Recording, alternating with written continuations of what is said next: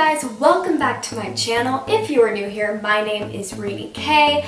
I am a pop singer, songwriter, producer, and sound engineer, which basically means I mix and master all of my music. In this week's video, I'm going to be discussing why I chose to be homeschooled for high school and also kind of how I got through middle school.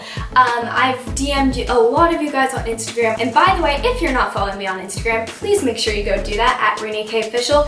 It's free and we have a lot of fun on there, and I make sure that you get to see everything that you'd probably care about seeing on there. So yeah, go ahead and follow me if you wish to do so. So anyway, I have been DMing some of you guys, and some of you guys are kind of at that age where you either are kind of, maybe you're in middle school or maybe you're going into high school or something like that. And honestly, I think it's important that I kind of share this story because I get a lot of questions why I'm homeschooled, why I choose to do that. A lot of you guys come to me with these kind of hobbies that you like to do, and you know, you kind of feel left out because of it, or you just don't fit in per se, and people penalize you for that.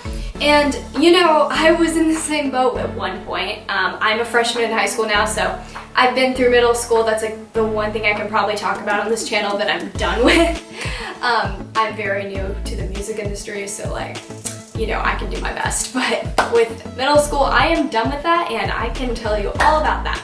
But I kind of wanted to make this a 2-for-1 special in this video because I think the reason I homeschooled kind of ties in with middle school. Before I get into the bulk of this video, I want to let you guys know about my first giveaway. So, my final single to my debut album, 6 and 7, came out last Friday. If you haven't streamed that yet or watched the lyric video, please go ahead and do that. I will make sure to either add that to the end card of this video or put it in the description. So that also means that it is time to discuss the debut album, 6 and 7, which the title, 6 and 7, has a lot to do with the subject of this video. I will be giving away a personalized Rini K pillow along with the 6 and 7 CD. The pillow can either be like a single cover, and maybe on the back I can, you know, if you have a message you want me to write or something on the back of it, or even a lyric from a song, I'll sign the pillow if you want. So you get that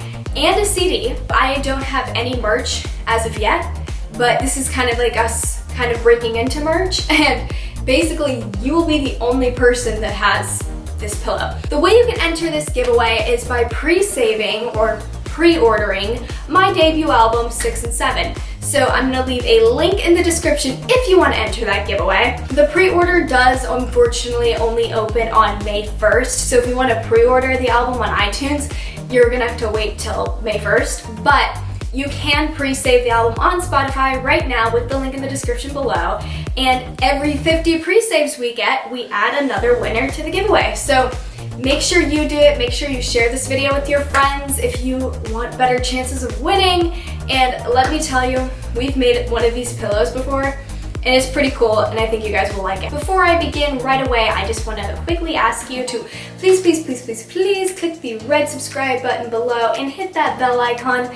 That way we can stay connected on an even better note. Alright, so I have lots of things that I wrote down that I want to talk about, so that's why I have my notebook here. And let me just start off by talking about my middle school experience. So I want to start this video off with saying and making it clear that I was not bullied or anything like that. When I've watched the other like why I'm homeschooled videos, a lot of it is people do homeschool because they just really struggled with bullying and stuff, and luckily I didn't have to go through that, but it doesn't mean I didn't have traumatic experiences there. I went to one middle school my whole middle school career, and it was not a bad experience the first year.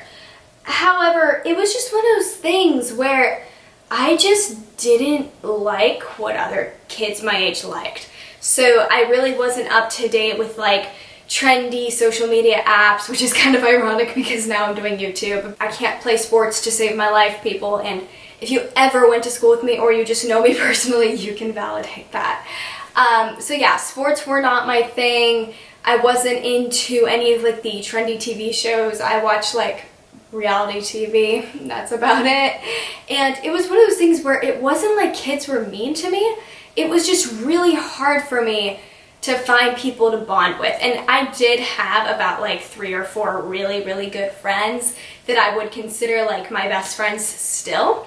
But it was just one of those things where I just didn't, like any of the things that other kids really liked, and it made it hard. I did put an effort though to kind of try to fit in. And what I would do is I would try these clubs that might interest me. So I tried debate club, I tried to do band, I think I tried something else and I can't even remember. But the point is it didn't work. I totally like screwed up in debate club on like the first day and called myself a prestigious student because I didn't have a clue what the word prestigious meant. Yeah, it was really hard for me to kind of feel normal. Up until that point, I'm like about 11 years old in 6th grade, and I had been doing this this performing arts program called Open Arts. It's like a dance studio thing, and they also had musical theater. I took a dance class. I was not very good at it, but I did do musical theater, and I was actually okay with it. However, it just, again, it was one of those things where I liked it, but it wasn't me. It was kind of getting there, but it was not me. I ended up deciding one day that I was going to learn guitar. By the way, Open Arts is a really, really good experience. It just, at some point, it kind of ran out for me, and I was kind of ready to try something else. And I was, by that age, like 11, so, it wasn't like I had done it for so long, and then it was like, what, you're going to give up now? Like, it was kind of, I was still trying to figure out what I wanted to do.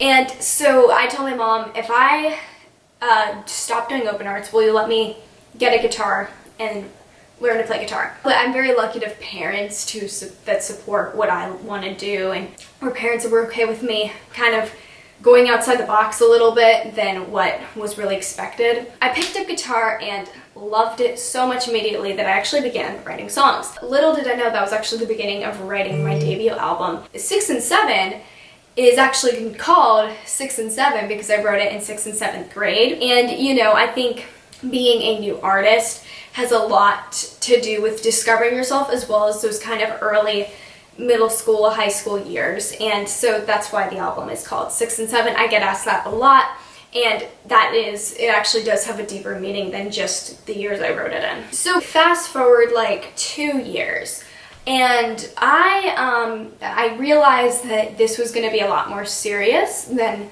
what it was going to be at first. Like when I started writing songs in 6th grade, I seriously thought it was just going to be a hobby and I'd probably grow out of it like every other thing I did. But I don't know, I just kept going with it, and then I started deciding, hey, what would happen if I just made an album? I'm already writing so much. It's one of those things where I enjoy performing. Why don't I just go for it? And I did, and I learned production, and I learned mixing and mastering. And so it ended up getting a lot more serious than I thought. By the time I was in 8th grade, I was kind of, I was definitely heavily into production, and we were starting to think about branding and things like that. And it got a lot, and it was one of those things where I was becoming unhappy. And it was not the music that was making me unhappy. It was hard for me to go to school every day in an environment that I really wasn't happy or comfortable in. Again, it was not bullying. It was not like I didn't have friends. It was just not this comfortable environment. Like every day was loud. I just felt like I was wasting my time because I had, it was a lot of hours of my day. Then I'd have to go home and do homework, and then I'd have to find a way to record this album. And the people I went to school with knew I was doing this. So it was one of those things where it wasn't like nobody knew, but at the same time, I had said I was going to be doing this in like 7th grade, so people were like wondering where it was, and I was like, I'm working on it. It's just I'm one person, and it's really hard to do that when you have to maintain grades and you have to show up every day and attend school. And it was just becoming a lot, and it honestly terrified me to have the thought of doing this for 4 more years and then moving on with life. And, you know, I just remember I would be so sad every day when I would go to school and when I'd come home from school. And it's just, it wasn't what, you know, people would normally hear. It wasn't like I was being bullied or that I wasn't having good grades. It was actually the opposite. It was like, you know, I had set this bar for myself that was almost too hard to maintain. And so, you know, at some point, I remember it was early in 8th grade, I just broke down and I was like, you know, I just can't maintain this. And I can't do that for 4 more years and be successful both in school and both in music, because I had gotten to a point where I loved music so much where it was, the solution was not to just stop doing this. It was not to wait. I mean, that would put me even to, like, I kid you not, I would have been depressed if I had to do that. You know, I was telling my parents I just needed something else. I was like, I really want to do homeschooling, and, you know, my dad goes to, like, work all day, so he couldn't teach me. My mom insisted she could not teach me at a high school level. We started looking into online schooling, and online schooling had a bit of a negative stigma to it, like as if it's, you know, oh, they don't actually do any work, or it's a diploma mill, and, you know, or they're just socially awkward kids. You don't want to turn into that. Like, I was getting told by so many people that I was going to be an idiot for doing that. And, you know, to be honest, it just made me want to do it even more. And we researched it, and we found a great online program called Laurel Springs, which has been wonderful for the past year I've started doing it. And I've made some really great friends there. So we kind of figured that I would be doing this by the end of December of 2018?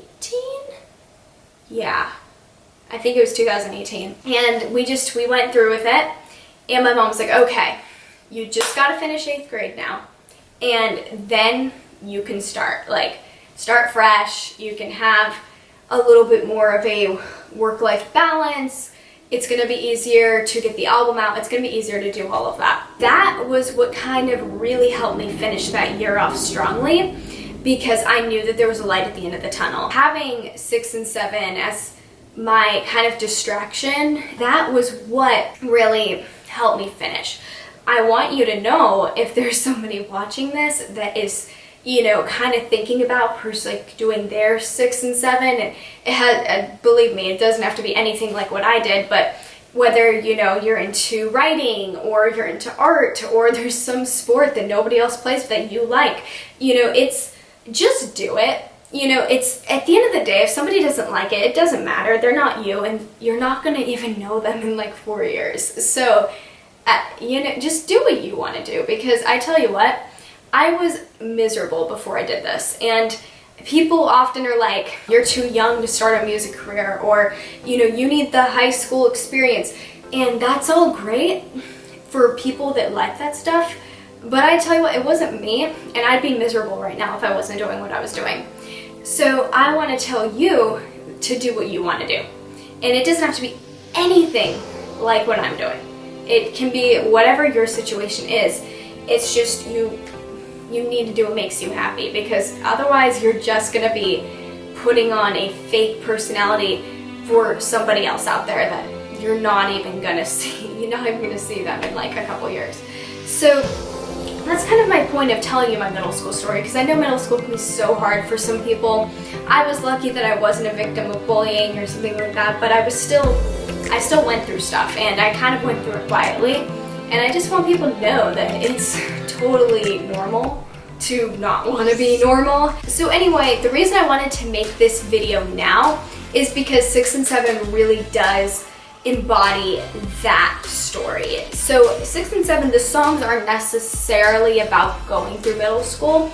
It's just because I wrote it then. But 6 and 7 more at its core is about life experiences that I watched other people do, life experience I had gone through, and they're generally focused around growth, personal growth. A lot of the songs on there tell stories that happened during those years of my life, but they generally at their core are about something bigger than that. Alright you guys, that is going to be it for this week's video. Please once again make sure to enter that giveaway with the link in the description below.